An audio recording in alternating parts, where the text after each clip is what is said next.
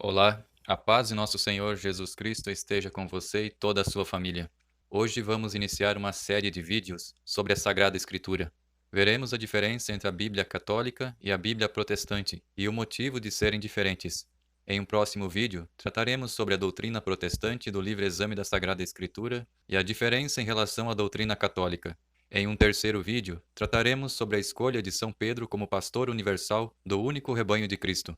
Depois iremos apresentar novos vídeos tratando da doutrina católica e sua diferença em relação aos cismáticos e hereges. Pois bem, iniciemos tratando das Bíblias. Qual a diferença entre a Bíblia católica e a Bíblia protestante? A diferença entre a Bíblia católica e a protestante está no Antigo Testamento. O Novo Testamento, que constitui toda a fé cristã, é exatamente igual, tanto para católicos quanto para os protestantes, contendo os mesmos 27 livros, que vão do Evangelho de Mateus até o Apocalipse de São João. A diferença, então, está no cânon dos livros do Antigo Testamento. Para os católicos, são 46 livros. Na Bíblia protestante, são 39, sendo que faltam os livros de Tobias, Judite, Sabedoria, Eclesiástico, Baruque e os livros de Macabeus, além de partes de Daniel e Ester. Estes livros são os chamados deuterocanônicos. Qual a origem, então, dessa diferença entre as Bíblias? Como começou? O povo católico, ao longo do tempo, sempre observou a orientação do magistério da Igreja, isto é, a orientação dos apóstolos escolhidos diretamente por Jesus e seus sucessores, que dão testemunho de que o Evangelho transmitido e a fé professada são os mesmos ensinados pelo Cristo. Somente no século XVI é que surgiu o grupo denominado protestante, que renegou a autoridade do magistério da Igreja, o Papa e os bispos. Esse grupo acreditava, entre outras coisas, que a Igreja Católica havia se corrompido e que eles, os protestantes, deveriam retomar os costumes da Igreja primitiva. Nesse processo, os protestantes acabaram descobrindo que os judeus tinham uma lista diferente de livros sagrados. Depois de Lutero, o pai do protestantismo, sobreveio um período de intensas disputas, de uma rivalidade que crescia, e tudo servia como pretexto para aprofundar ainda mais o abismo de separação entre os que confessavam a fé em Jesus Cristo.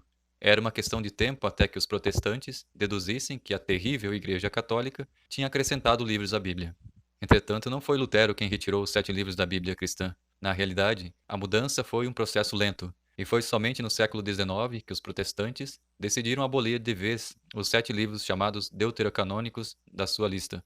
O Antigo Testamento foi escrito originalmente em hebraico e aramaico. Seus livros compõem a Bíblia judaica, chamada Miká, ou Tanakh.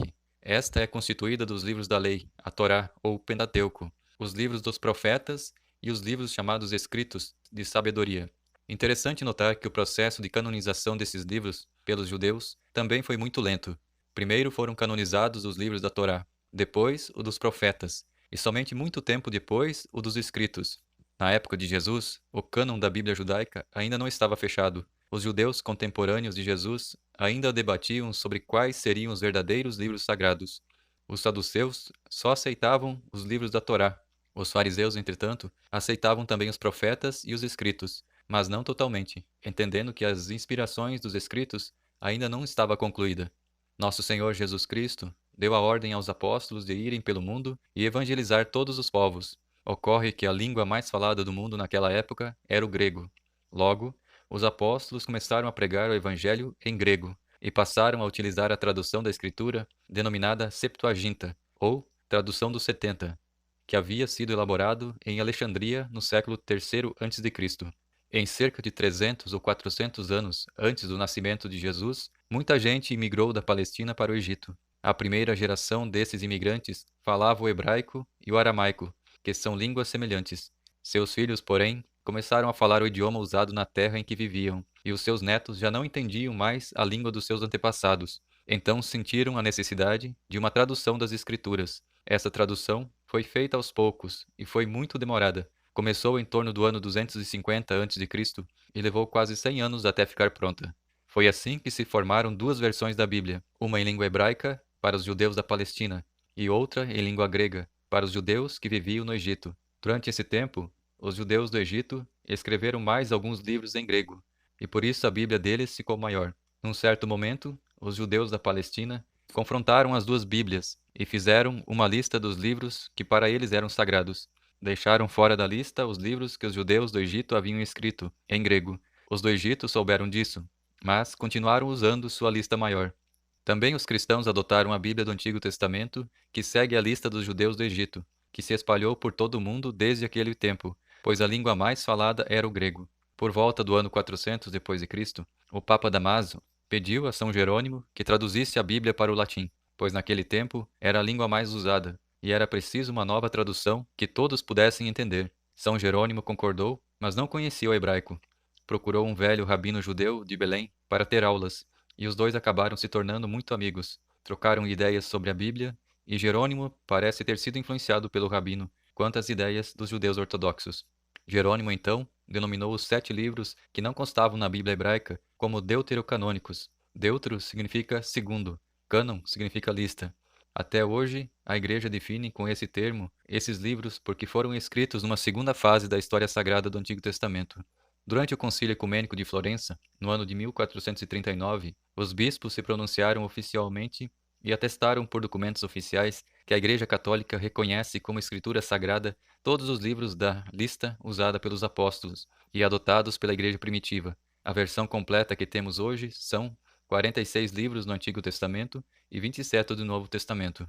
A Septuaginta contém os 7 livros que permanecem até hoje na Bíblia Sagrada Católica. E todo biblista competente é capaz de perceber que a tradução utilizada em diversas citações do Novo Testamento faz alusão ao Antigo Testamento da Septuaginta. Esse era, portanto, o conjunto dos livros sagrados utilizados pelos apóstolos.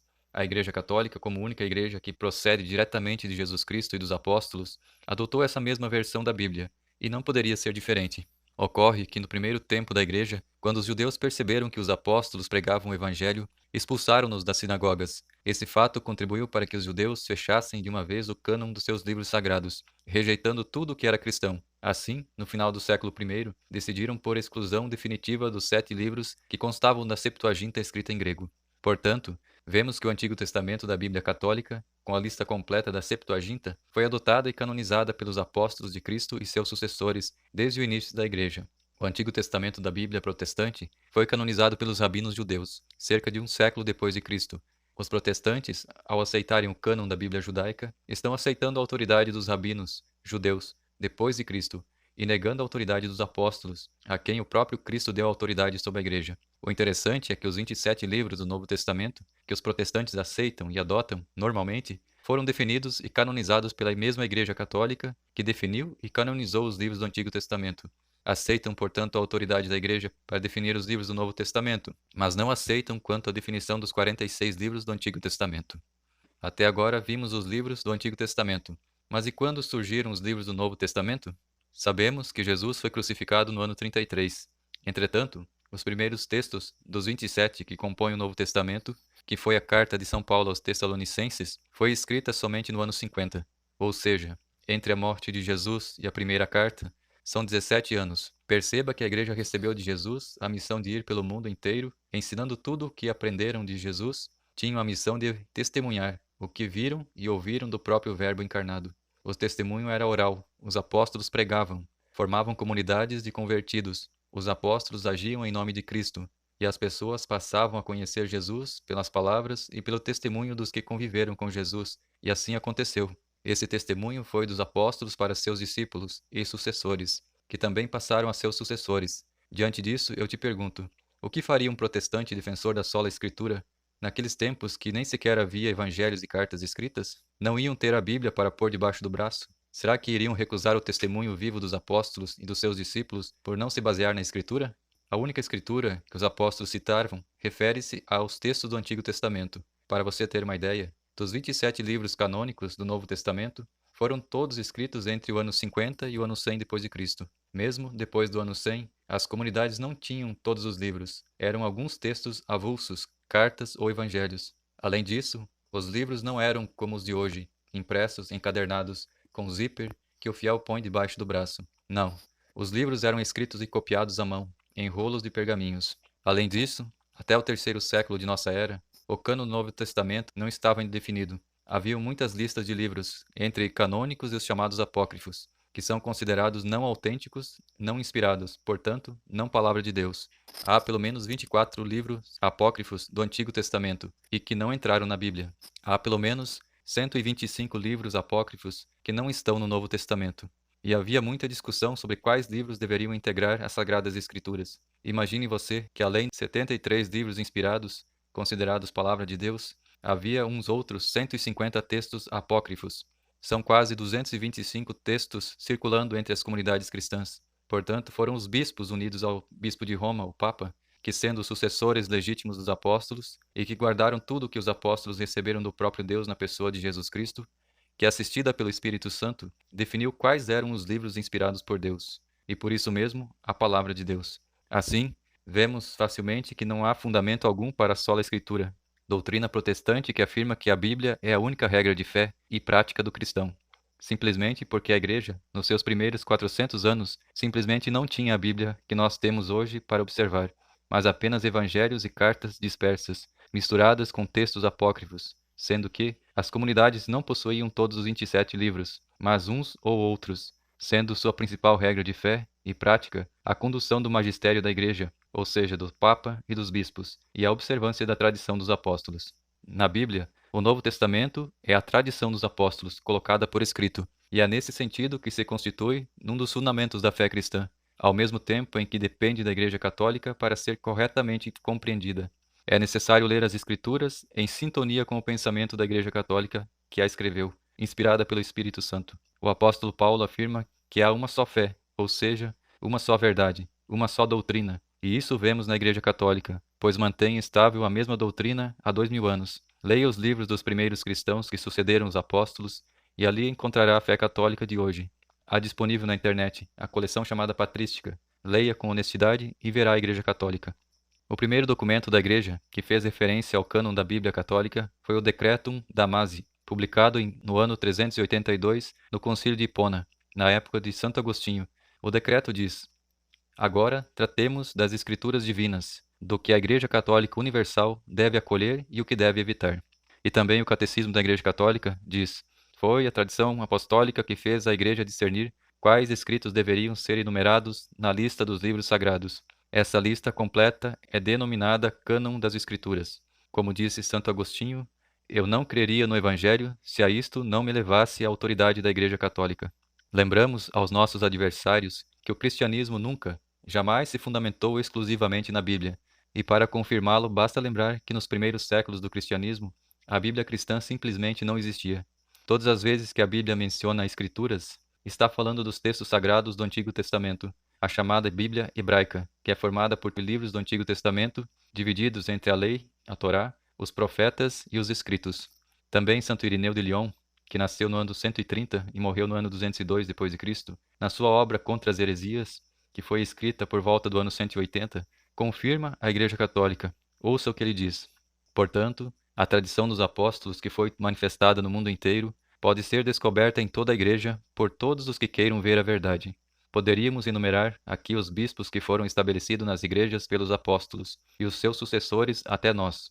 A maior e a mais antiga, conhecida de todos, a igreja fundada e constituída em Roma pelos dois gloriosíssimos apóstolos Pedro e Paulo, e indicando a sua tradição recebida dos apóstolos e a fé anunciada aos homens que chegou até nós pela sucessão dos bispos, refutaremos todos os que de alguma forma, quer por enfatuação ou vanglória, quer por cegueira ou por doutrina errada, se reúnem prescindindo de qualquer legitimidade.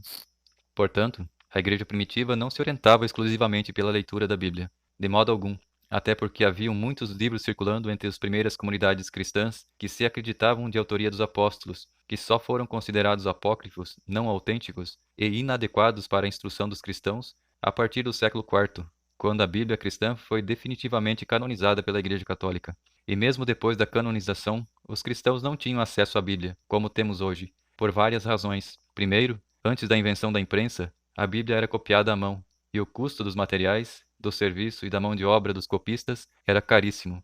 Era impossível que cada fiel tivesse um exemplar da Bíblia em sua casa, para consultar quando quisesse, como acontece hoje. Além disso, na antiguidade, a grande maioria do povo era composta de iletrados, que simplesmente não sabiam ler, e muito menos compreender, o que aliás deu origem à arte sacra, que hoje se confunde com a idolatria. Cenas bíblicas eram retratadas em forma de esculturas para facilitar a compreensão do povo analfabeto.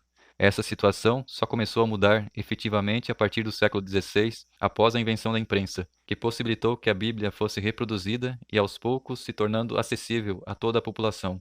Sendo assim, nós podemos comprovar, acima de tudo, que a sola Escritura, doutrina protestante segundo a qual somente a Bíblia serve como regra de fé e prática para o cristão, é totalmente absurda. Durante 1500 anos, os cristãos aprendiam a palavra de Deus pela pregação, pelas artes e pelo testemunho de fé dos sucessores dos apóstolos. O cristianismo não é a religião do livro, é a religião fundamentada numa pessoa, Jesus, o Verbo eterno de Deus feito homem. Ele é a cabeça, e a Igreja Católica é seu corpo. Ele disse: Quem vos ouve, a mim ouve. Quem vos rejeita, a mim rejeita. Tudo que ligardes na terra será ligado no céu. Tudo que desligardes na terra será desligado nos céus. O pecado daqueles que vocês perdoarem serão perdoados.